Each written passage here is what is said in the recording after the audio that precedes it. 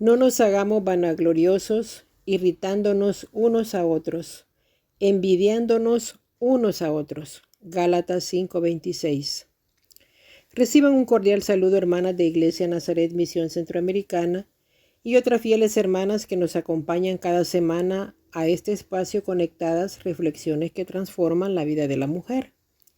Su hermana en Cristo, Ruth de Vanegas, desea que la bendición del Señor sea con todas ustedes y podamos disfrutar y aplicar las enseñanzas que recibimos de este estudio Mujeres de la Biblia.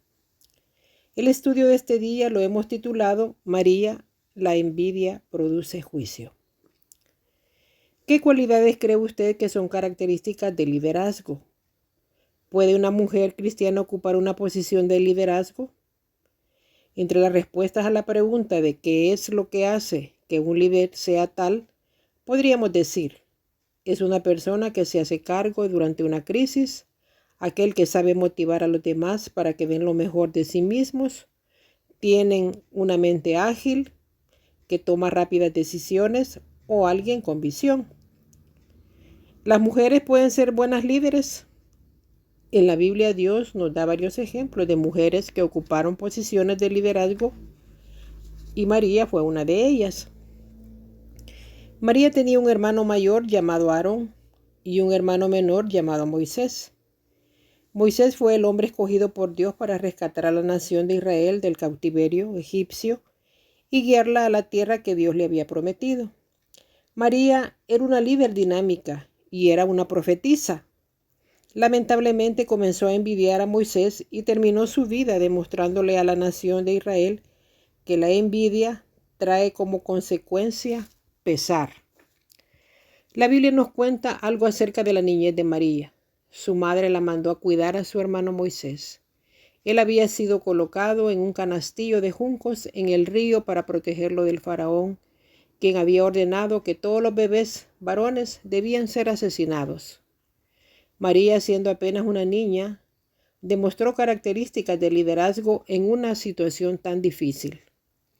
Éxodo capítulo 2, versículos del 4 al 10 lo explica. Y una hermana suya se puso a lo lejos para ver lo que le acontecería. Y la hija de Faraón descendió a lavarse al río y paseándose sus doncellas por la ribera del río, vio ella la arquilla en el carrizal y envió una criada suya que la tomase. Y cuando la abrió, vio al niño, y aquí que el niño lloraba, y teniendo compasión de él, dijo, de los niños de los hebreos es este. Entonces su hermana dijo a la hija de Faraón, iré a llamarte una nodriza de las hebreas para que te críe este niño. Y la hija de Faraón respondió, ve. Entonces fue la doncella y llamó a la madre del niño, a la cual dijo la hija de Faraón, lleva a este niño y críamelo, y yo te lo pagaré. Y la mujer tomó al niño y lo crió. Y cuando el niño creció, ella lo trajo a la hija de Faraón, la cual lo prohijó, y le puso por nombre Moisés, diciendo, porque de las aguas lo saqué.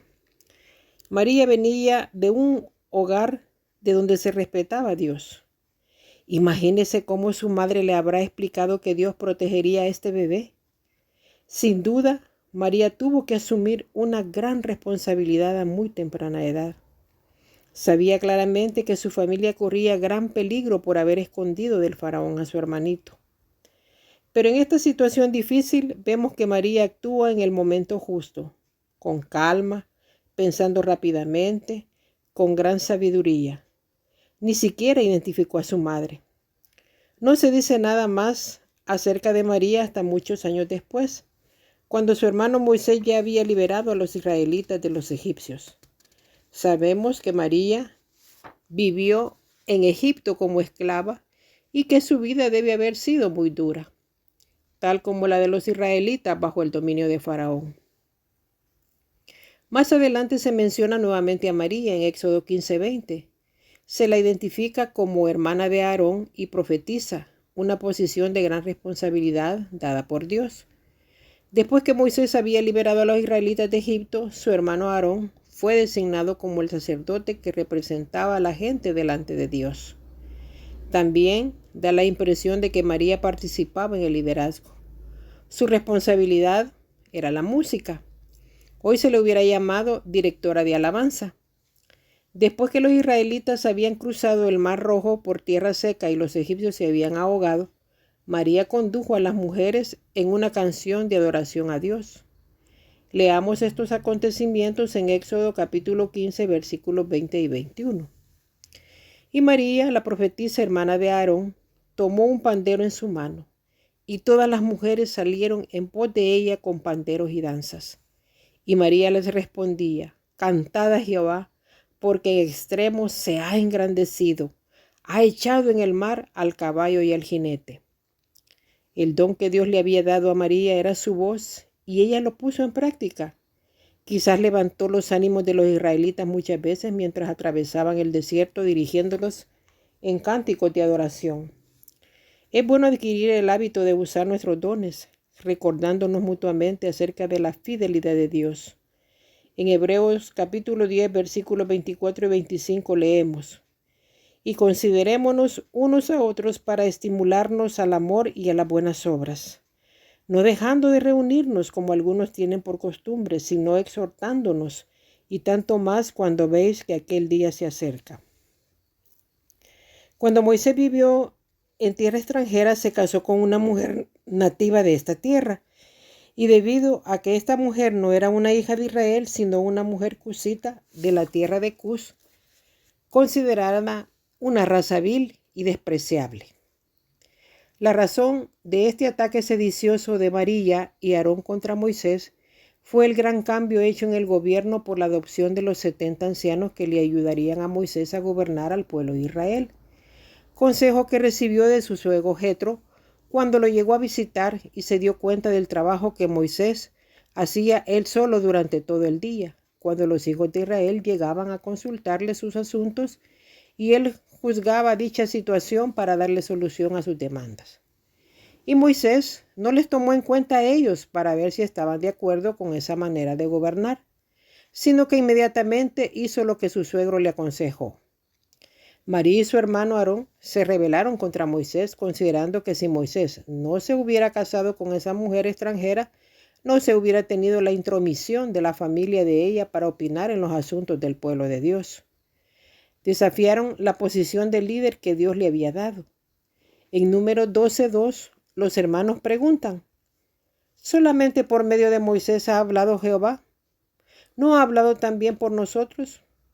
Es decir, que se sintieron ofendidos porque María era profetisa y Aarón era sacerdote que representaba a la gente delante de Dios, cargos que consideraban de gran importancia y que por lo tanto, como parte de ese trío de siervos, junto con Moisés, tenían que haber sido tomados en cuenta en semejante decisión. No encontramos ninguna referencia de que Moisés se haya enojado y le haya contestado a sus hermanos mayores de modo severo. En realidad, la Escritura describe así a Moisés. Moisés era muy manso, más que todos los hombres que había sobre la tierra. Números capítulo 12, versículo 3. Por supuesto, Dios oyó lo que se había dicho.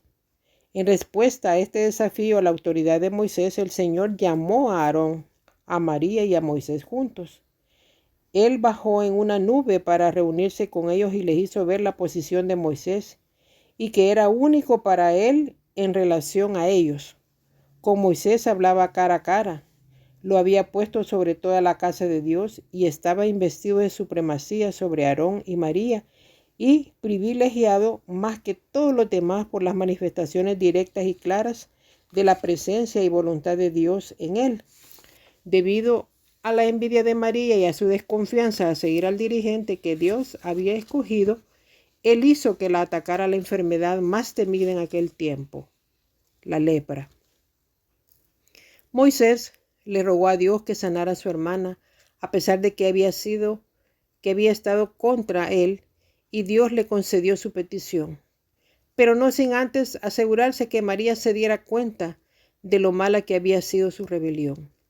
En Números 12:15 leemos: Así María fue echada del campamento 7 días, y el pueblo no pasó adelante hasta que se reunió María con ellos. Esta historia nos demuestra que Dios había sin duda escuchado y visto las quejas de María y Aarón. Dios las contestó personalmente.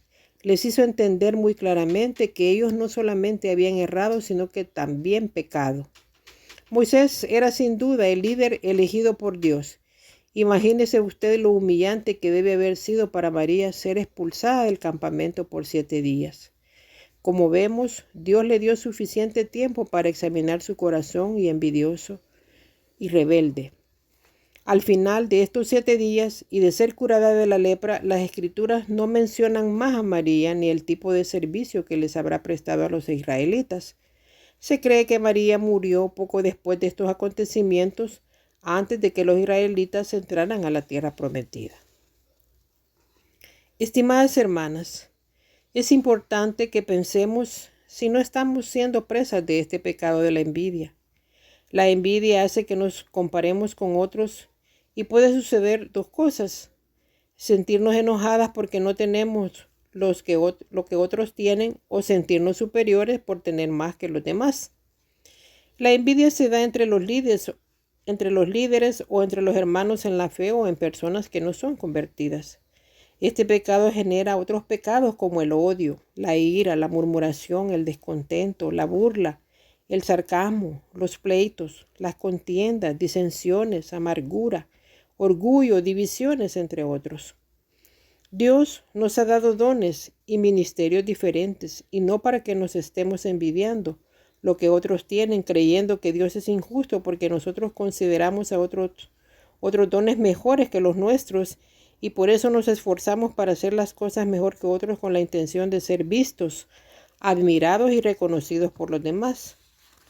Pablo habla al respecto de esta situación en Filipenses 1:15 y dice así: algunos a la verdad predican a Cristo por envidia y contienda, pero otros de buena voluntad.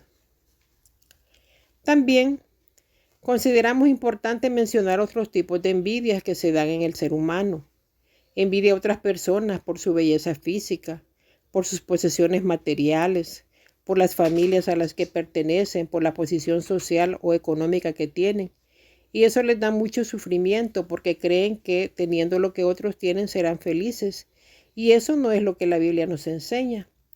Pablo nos dice en Filipenses 4:11, no lo digo porque tenga escasez, pues he aprendido a contentarme cualquiera que sea mi situación.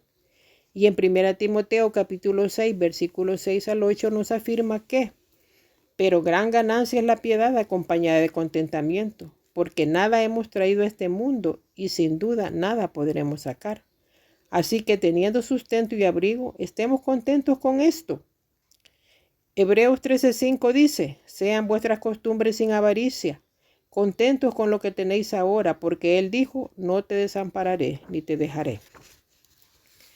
Para finalizar, hermanas, podemos decir que el mayor ejemplo de un líder que Dios nos dio fue su Hijo, el Señor Jesucristo. Aunque era un líder, siempre demostró ser el ejemplo perfecto de cómo servir. Jesús dijo, y el que quiera ser el primero entre vosotros será vuestro siervo. Mateo 20:27. ¿Qué significa esto para nosotros? Dios nos ha asignado a todos una tarea que debemos hacer para Él. Y esta tarea la debemos hacer con gozo. ¿O tenemos envidia de la tarea que ha recibido otra persona? ¿Deseamos más que lo que Dios nos ha dado? Es importante aprender a contentarnos con nuestros dones y usarlos para Dios sin compararlos con otra gente, ni con sus dones, ni con su servicio para Dios.